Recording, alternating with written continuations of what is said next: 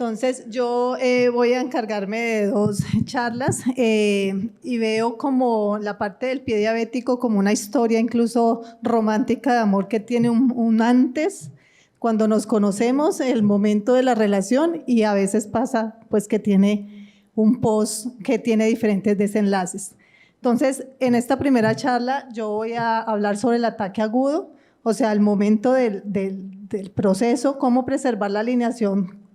biomecánica y que debemos contemplar. Mis objetivos es reconocer conceptos de biomecánica del pie, mostrar el impacto de la biomecánica y sus propiedades en el ataque agudo del pie en todas sus etapas, tanto tras el pre, trans como el post, compartir mi experiencia relacionada con el método para preservar la biomecánica en el ataque agudo del pie diabético, y les declaro que no tengo conflictos de intereses y que las fotos aquí utilizadas son propias y tengo los permisos de los pacientes para poderlas utilizar. Ya hemos hablado ampliamente pues de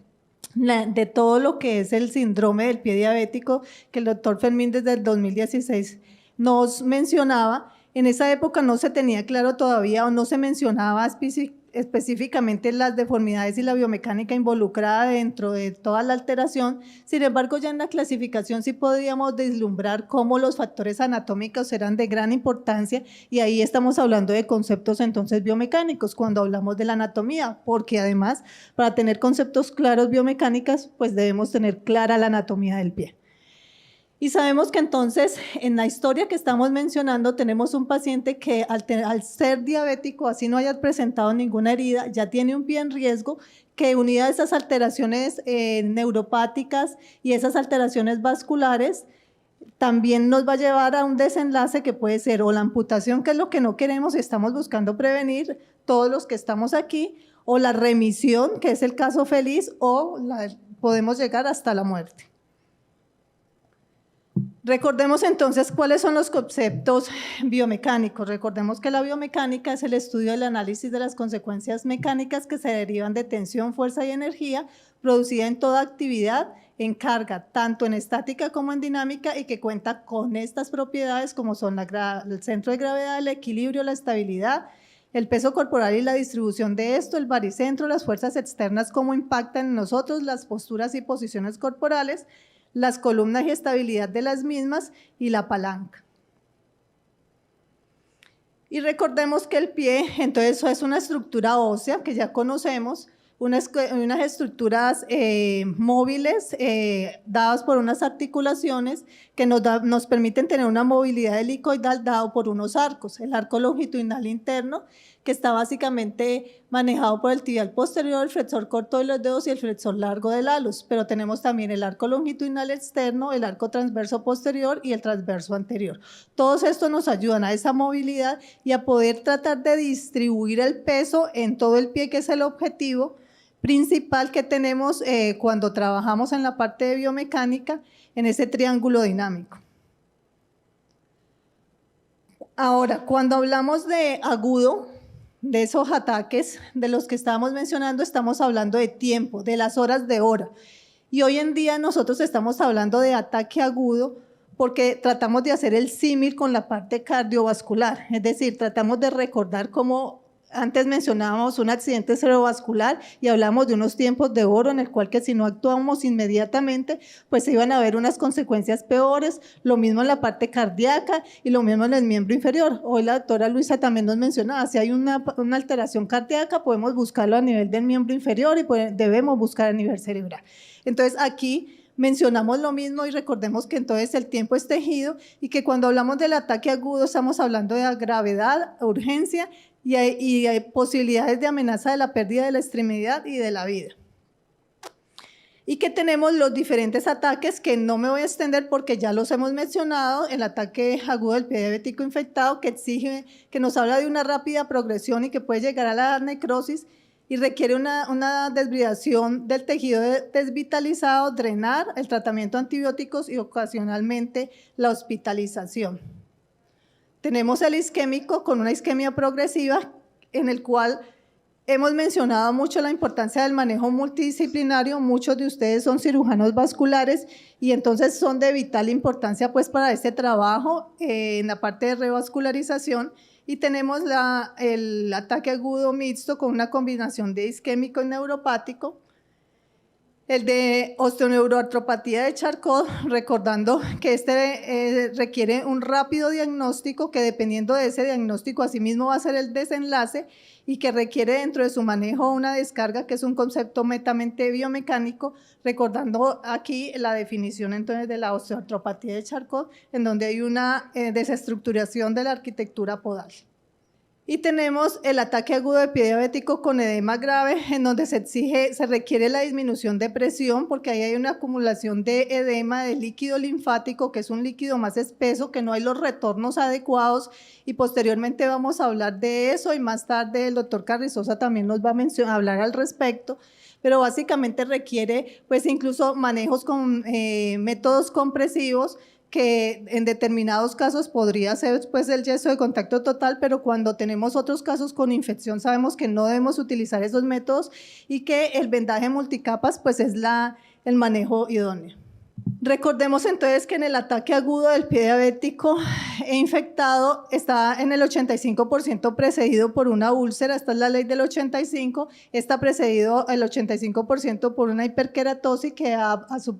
vez viene por unos puntos de presión y estos puntos de presiones alterados vienen pues por una biomecánica alterada. Y que en ese paciente diabético donde tenemos esa neuropatía en los tres tipos, la microangiopatía y macroangiopatía, eso va a tener unas consecuencias y hay unos factores desencadenantes que son las deformidades y los traumas. Es allí entonces donde esa parte biomecánica es sumamente importante porque nos puede desenlazar en esa úlcera. Y esto está en la clasificación de Snellian, o sea, no es un concepto que no vengamos manejando. Recordemos también que en el paciente diabético hay muchas más alteraciones y dentro de ellas los tejidos blandos y cartilaginosos también se ven afectados, porque en ese paciente diabético tenemos un patrón desorganizado ligamentario, tendinoso y capsular que nos va a llevar a una disminución de elasticidad y fuerza tensil, dado que está alterado el colágeno tipo 1 y tipo 12.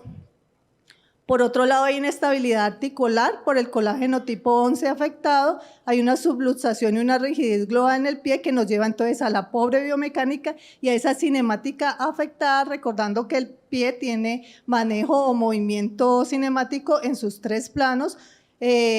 dorsiflexión, plantiflexión, aducción, abducción, pronación y supinación. Y recordemos que el pie también está dividido por compartimentos. Esto es importante tenerlo en cuenta dentro de las posibilidades cuando necesitamos hacer el desbridamiento. Ese que nos hablaba el doctor ahora, que es de suma importancia, pues debemos tener en cuenta por dónde es que vamos a hacer la intervención, qué es lo que vamos a desbridar, por dónde qué tejido vamos a retirar y pensando en el posterior del paciente, cómo queremos dejar esa biomecánica posterior del paciente. Ahora, ¿cómo voy entonces a preservar los compartimentos y la presión intracelular, que es una de las partes importantes a tener en cuenta según los que los he mencionado? Pues hay una terapia descongestiva compleja en donde se utiliza presoterapia intermitente, drenajes y ahí entra dentro del equipo de pronto alguien que no hemos mencionado aquí y son las fisioterapeutas. Tratemos en lo posible de tener en nuestros equipos fisioterapeutas. Y si no podemos tenerlo, pues igual tratemos de nosotros educarnos en cómo es hacer un drenaje linfático adecuado, cuáles son los puntos de drenaje, cuáles son las actividades que debemos trabajar con el paciente. Y debemos utilizar el vendaje multicapas como método que básicamente tiene dos objetivos, contener y comprimir. La parte de contener lo hacemos con el primer vendaje que es inelástico y después tenemos la parte de compresión pues que es con ese vendaje elástico. Y en este caso lo que buscamos es mejorar el retorno de linfa desde los espacios intersticiales al cauce normal que debería tener en los conductos linfáticos desde la zona metatarsal y en dirección de pronación en forma de espiga. Para eso es importante tener en cuenta esa parte vascular. Si yo tengo un paciente con enfermedad arterial oclusiva grave que está isquémico, pues yo no le puedo hacer ningún tipo de manejo compresivo, ni el yeso de contacto total,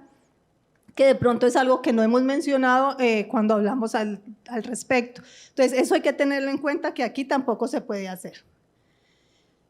En el paciente diabético, entonces, hablamos de que hay alteraciones estructurales, capsulares y tendinosas que ya las mencionamos, que entonces me lleva a una marcha ineficiente, pobre acomodación del suelo durante el apoyo corporal y unas alteraciones funcionales que me llevan a un foco de alta presión susceptible de fuerzas de cizallamiento y eso como consecuencia me lleva a úlceras crónicas, a demora en la curación y a una recurrencia en las heridas. De ahí que desde en las cumbres que hemos tenido de pie diabético, en la segunda en Ciudad de México en el 2017, ya se hablaba del concepto de descarga dentro del concepto de Domínate como valoración de las heridas y esa parte de descarga es sumamente importante si yo estoy manejando a un paciente con úlcera plantar. Recordemos entonces esos pacientes con transposición de carga, que en donde debemos tener en cuenta entonces dónde debemos descargar a ese paciente para buscar tener una mejor respuesta. Y debemos tener en cuenta que para preservar la biomecánica, también debemos tener en cuenta entonces esa parte de fortalecimiento de musculatura intrínseca. No necesariamente tenemos que quedar así, pero debemos tener en cuenta incluso en esos antes del paciente que hay unos ejercicios de fortalecimiento de musculatura intrínseca y de musculatura extrínseca y que en medio del trabajo con ese paciente debemos hacer unos ejercicios y tener en cuenta de que no solamente es cerrar una herida. Hay veces yo observo que nos dedicamos solamente a la herida y sí, desbridamos el tejido, pero y el resto es el miembro podal con el que estamos trabajando, no es solamente la heridita. Entonces, considero que se debe tener en cuenta ese aspecto. Posteriormente, entonces hay que tratar de redistribuir el peso, buscar que sean menos de 200 kilopascales o 2 kilos por centímetro, cuadrado y vamos a individualizar la necesidad del paciente ya cuando pudimos cerrar esas heridas, entonces las descargas que debemos de utilizar, los rellenos que debemos utilizar también si necesitamos otros métodos adicionales. Muchas veces alinear y estabilizar al paciente también con el yeso como lo mencionaban en esta mañana, pero muchas veces también con la bota Walker e incluso en algunas ocasiones necesitamos utilización de férulas porque el paciente queda con una debilidad, de por sí por la neuropatía tienen una debilidad y posteriormente al ataque pues seguramente nos hemos llevado tendones, nos hemos, como mencionaba el doctor Irving, entonces debemos tratar de rehabilitar a ese paciente. Debemos mirar entonces desde la parte quirúrgica qué es lo mejor para el paciente, si hay necesidad de hacerle osteotomías, si hay necesidad de hacerle tenotomías, ya es dependiendo, como decía el doctor Irving también, de la habilidad del que lo hace, del paciente, es decir, es analizar qué es lo mejor para la parte individual para cada paciente. Si necesitamos hacerle exostectomías, es decir, disminuir esos puntos de apoyo para poder alinear a este paciente.